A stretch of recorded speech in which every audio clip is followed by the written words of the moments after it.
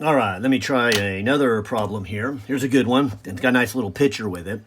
But it says here in number 30, so chapter 9, number 30, it says a person working at a drafting board may hold her head as shown in this figure, which requires muscle action to support the head. And so this muscle that comes up the back of the neck and then pulls on the head. See, because gravity is going to tilt it down. And so the skull can kind of pivot here on the vertebrae, the top of the vertebrae, and then gravity is going to pull it forward. So you'll need a neck muscle to pull it back when you're kind of hunched over the desk like this. And so it's kind of strenuous. It adds a little strain on the back muscles. They get tired. It also puts pressure on the skull and you get headaches. And so it's not a good position to be in. I do it all the time, and I'm always having, sore muscles right where the skull meets there. And I need to learn better posture. Okay, but it requires muscle action to support the head. The three major forces are then shown. And so these are the forces. There's the force right here from the vertebrae, and so that's bone on bone, so that doesn't take any muscle. But this then is the contraction of the neck muscle, and then this is gravity pulling it forward. It says, calculate the direction and the magnitude of the force supplied by the upper vertebrae, F sub V, to hold the head stationary. Assume that this force acts along a line through the center of mass, as do the weight and the muscle force. So, again, obviously the center of gravity is where gravity acts. That's a given. But the muscles, they're saying, is attached towards that direction also. These are the ligaments, and then this is the force from the bone on bone, the vertebrae, or I guess bone on cartilage, as the discs would be. But anyways, we're asked to find this value. Now, I think I got a question on this because the examples I was showing you in the lecture, there was one with somebody with their arm, and there was another one, and they were holding a book with their arm, and there was another one where they're picking up a box in their back, and we calculated all of those. And so this sounds a lot like that one, except then, well, I'll give it a try here. And so I did a lot of this. The sum of the torques equals 0. But remember also the sum of the forces equals 0. And so we studied this first. This was obvious. This went back to chapter 4, and we okay, this is the first condition of equilibrium. There's not really much more to say. You know that one. But then I spent a long time on this new one, the torque, getting something to rotate. And so this would say if the forces are 0, it doesn't translate, and if the torques are 0, it doesn't rotate.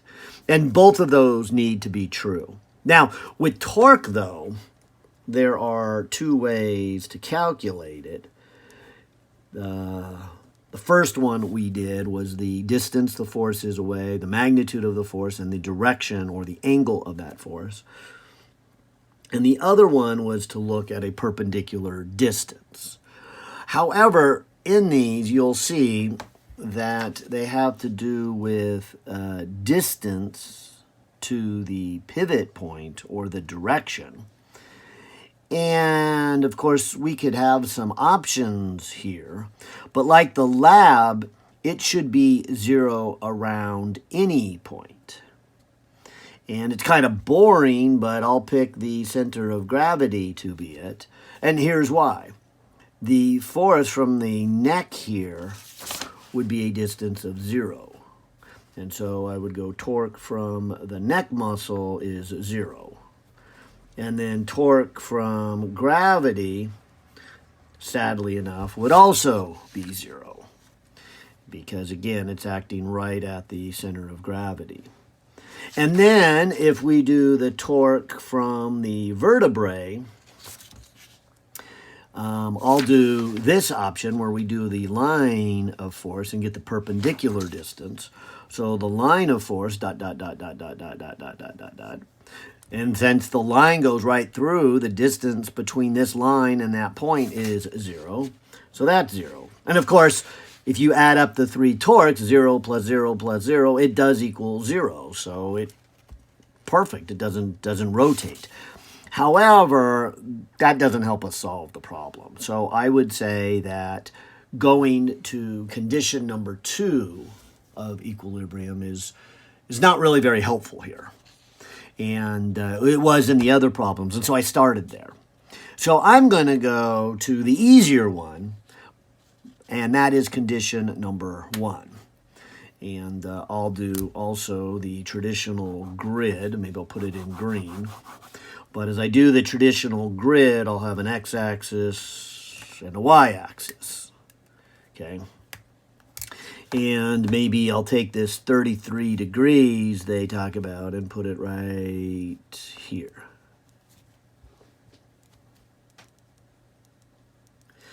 And I shouldn't call it theta because I see down here the direction of the force from the vertebrae is called theta. And I don't want to mix those two. Okay, so I'm going to, as I said, do this problem with the first condition, and remember it's a vector, and so what that means is if I split my paper into two pieces and call it the x forces and the y forces, the sum of the forces in the x direction should be 0, and the sum of the forces in the y direction should be 0. And, of course, so should the torques. I already said the torques were. In fact, this kind of reminds me of the static equilibrium lab we did. All right, so coming over to here, maybe I'll just start with the force right here from the neck muscle. It looks like the neck muscle is to the right and down, and it has a magnitude of 60. So to get its x component, I would go 60 and cosine of 33 with a plus sign. So there's the x component. Now, the y component would be down, so over here in the y column, I'm going to put a negative, I'm going to put a 60, and I'm going to put a sine of 33 degrees. Okay. So there is the x and y components of the force from the neck muscle. Now, for the force from the vertebrae, why don't I got a blue pen here. Why don't I just think about the force from the vertebrae, which I know very little about. I don't know its magnitude or its angle, but let me call it force from the vertebrae in the x direction and force in the vertebrae from the y direction. And you'll see that the force is up and left. So the left would go right here, force in the vertebrae in the x direction, and the up would go into this column. And so this is the magnitude. And I guess this is the magnitude. That's why I put a negative in there, because I'll say it again. The force from the vertebrae is up, so positive in the y direction. And then it's also left, so it's up and left. And the left would be a negative in the x direction. Okay. And then on to the last force, which looks like it's the weight of the skull. And it's all down. So I'll put a 0 in the x and a negative 50 in the y. And of course, adding all those together, they should be 0. So getting the amount of force in the x direction from the vertebrae, moving it over to here so it's positive, would just be a simple 60 times cosine of 33, which is 50.3 newtons in the x direction. And the force in the vertical direction for the vertebrae, so the y direction for the vertebrae, would be the 50 when I move it over, plus the 60 sine of 33 degrees, which sine of 30 is about a half, so that's about a 30. So this is going to be a hair over 80. So 50 plus 60 times sine of 33. And looks like we got about an 82.7. So 82.7 newtons. Okay, now I need to come back to the question. I printed it up here. It See, it says calculate the direction and the magnitude. So I just have the components. So let me do the magnitude by saying that, okay, the magnitude of the force from the vertebrae is the x component, 50.3 squared, and then the y component, 82.7 squared, square root. And so this should be the magnitude. So 50.3 squared plus 82.7 squared equals, and then square root of all of that looks like a 96.8. So 96.8 newtons is the magnitude.